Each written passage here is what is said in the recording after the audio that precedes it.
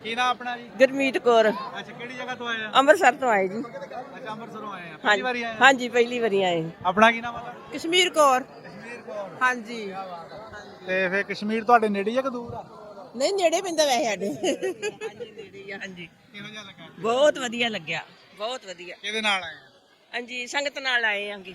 ਹਾਂਜੀ ਗੁਰਦੁਆਰੇ ਦੀ ਸੰਗਤ ਆਈ ਆ।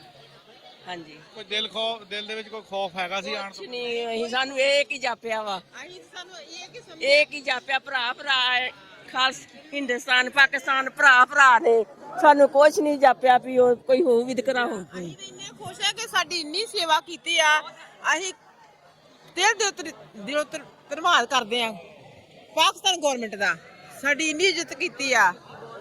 ਜੀ ਆਇਆਂ ਨੂੰ ਕਿਹਾ, ਸਾਨੂੰ ਬਹੁਤ ਜੀ ਆਇਆਂ ਨੂੰ ਬਹੁਤ ਖੁਸ਼ੀ ਹੋਈ ਆ, ਸਾਨੂੰ ਖੁਸ਼ੀ ਬਹੁਤ ਹੋਈ ਹੈ ਜੀ। ਚੰਗਾ ਲੱਗਾ, ਗੁਰੂ ਨਾਨਕ ਲੱਖ ਲੱਖ ਵਧਾਈਆਂ ਹਨ ਗੁਰੂ ਨਾਨਕ ਦੇਵ ਪਾਤਸ਼ਾਹ।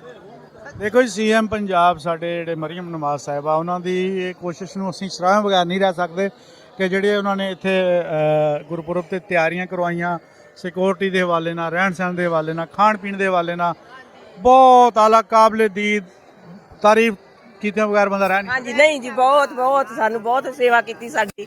ਹਾਂਜੀ ਸਾਨੂੰ ਕਮਰੇ ਵੀ ਮਿਲੇ ਆ, ਰਾਸ਼ਨ ਪਾਣੀ, ਕਮਰੇ ਵਧੀਆ, ਬਿਸਤਰੇ ਮਿਲੇ ਸਾਨੂੰ, ਕੋਈ ਦਿੱਕਤ ਨਹੀਂ ਆਈ ਸਾਨੂੰ, ਕੋਈ ਦਿੱਕਤ ਨਹੀਂ ਆਈ ਸਾਨੂੰ, ਬਹੁਤ ਵਧੀਆ ਰਹੇ ਅਸੀਂ। ਤੁਸੀਂ ਕੀ ਜਾ ਕੇ ਸੁਨੇਹਾ ਦਿਓ? ਸੁਨੇਹਾ ਦੇਵਾਂਗੇ ਆਵਾਜਾਈ ਖੁੱਲੀ ਰਵੇ ਤੇ ਦਰਸ਼ਨ ਕਰਦੇ ਰਹੀਏ ਸੰਗਤ ਦੇ ਵੀ ਸਾਰੀ ਦੇ। ਤੁਹਾਡੇ ਬੜੇ ਜਿਹੜੇ ਆ ਪਾਕਿਸਤਾਨ ਚੋਂ ਗਏ ਸੀ ਜਾਂ ਪਾਕਿਸਤਾਨ ਚੋਂ ਗਏ ਆ, ਉਹ ਇਹਨਾਂ ਦਾ ਕਾਣਾ ਸਾਹਿਬ ਲੱਗ ਗਏ ਆ।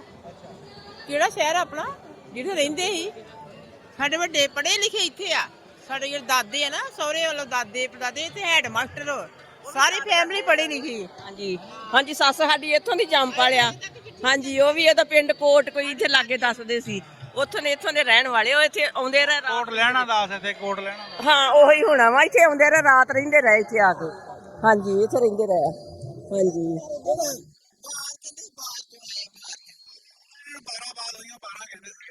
ਇਹ ਸੈਣੀਵਾਲ ਦਾ ਇਲਾਕਾ ਜਿੱਥੇ ਤੁਸੀਂ ਖੜੇ ਆ ਨਾ, ਇਹ ਸੈਣੀਵਾਲ। ਹਾਂਜੀ ਹਾਂਜੀ ਵਧੀਆ ਲੱਗਾ ਤੁਹਾਨੂੰ ਆ ਕੇ।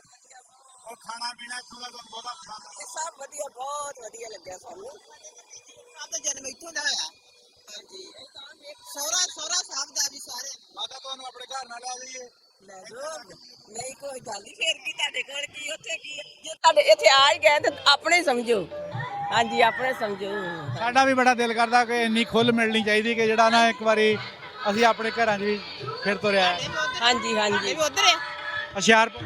ਅੱਛਾ ਹੁਸ਼ਿਆਰਪੁਰ।